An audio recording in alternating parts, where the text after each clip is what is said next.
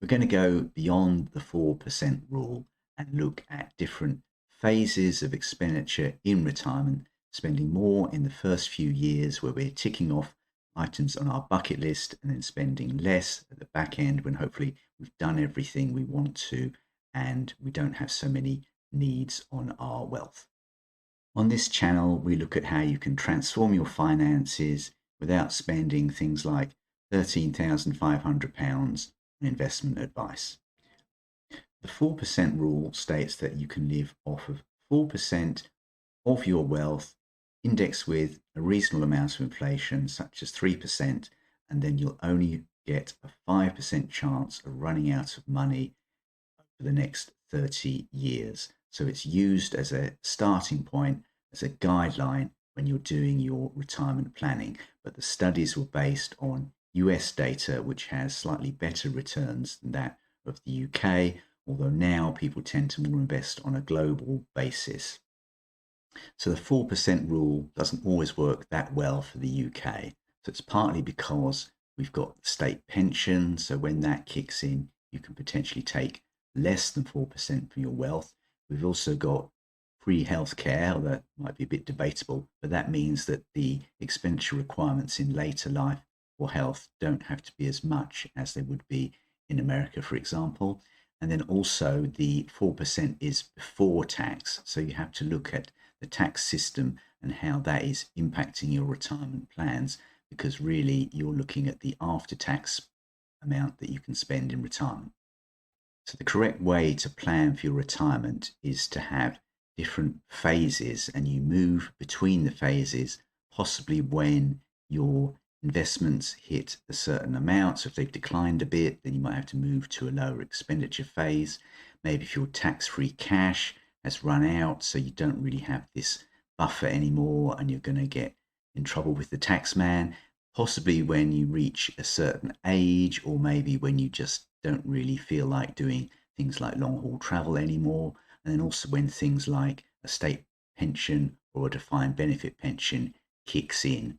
And by correctly defining these phases, you can optimize taxes and more get the most out of your expenditure over the rest of your life. An interesting book to read is Die with Zero by Bill Perkins.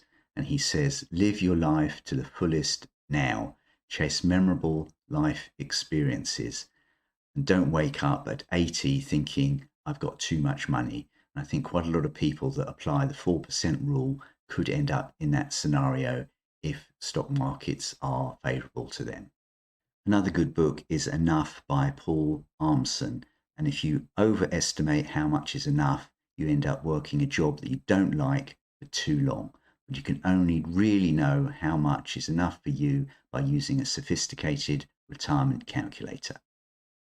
You might need to vary your expenditure within these phases of retirement, because if the stock market is performing well, you might be able to top slice a bit more money. If it's not performing so well, then you should really rein back on things. And you've got a lower chance of running out of money. You're going to need to structure your portfolio around your retirement planning. So you're probably going to have equities, and then maybe 3 years worth of expenditure in a money market fund is one solution. Within the ISA, you're going to earmark which funds you might want to dispose of in the short term to fund your retirement.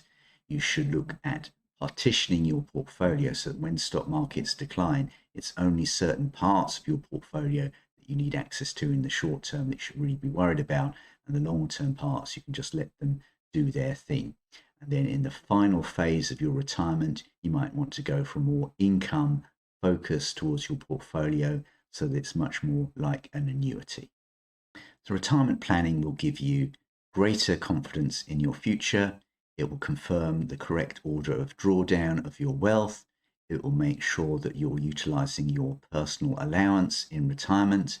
It can point out pinch points such as running out of tax-free cash at 65, but then the state pension doesn't kick in till 67, so you could have a spike in expenditure or a bigger tax bill. And so really building wealth is easy, but hanging on to it when you aren't working is much more difficult. And that's why you might need to get some coaching to help you.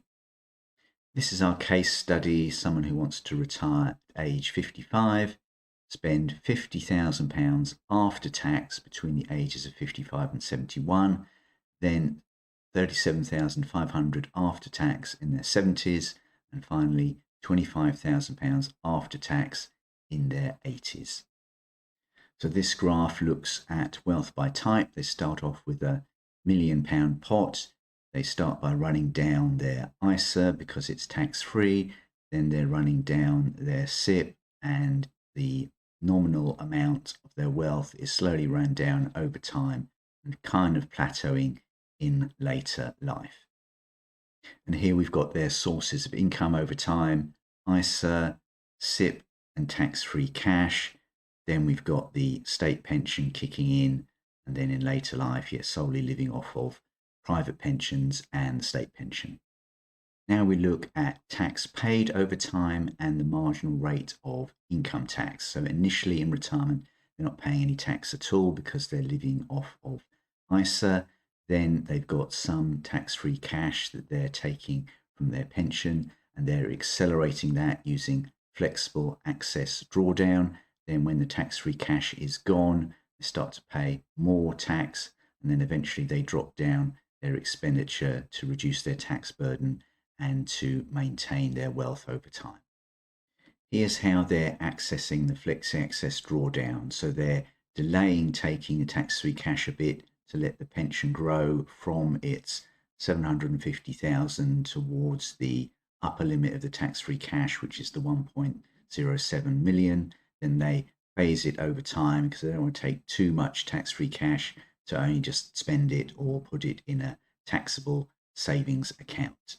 They're trying to smooth out the tax that they pay over time. Now, if I use UF Plus instead and uncheck this box, now when we look at tax paid, we see a spike in the marginal tax rate, 40%. And the wealth by type is lower because there's more tax taken out of the portfolio. So here we have an interesting chart of the withdrawal rate percentage over time. So we start out around about 5%, then it starts growing because we're increasing our withdrawals in line with inflation. Eventually the ISA runs out and we have some tax to pay, but we are using tax-free cash from the SIPP, and the withdrawal rate increases again. Then it spikes down when the state pension kicks in, and then it starts growing again in line with inflation.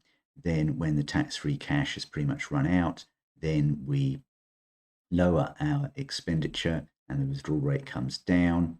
Then it grows again with inflation, and then finally we lower our withdrawal rate for the final phase of our retirement. So the point here is that we have a bit more of a flexible approach to what we do. We have very well-defined phases, and this really helps with our planning and achieving the goals that we have in life.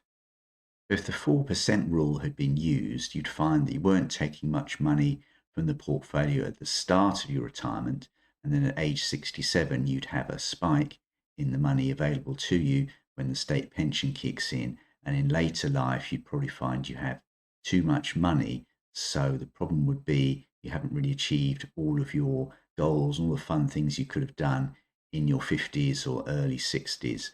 But by using a more variable withdrawal with different phases, you can get much more enjoyment out of life. I hope you found this video useful. For more information, check out my website or go to this next video.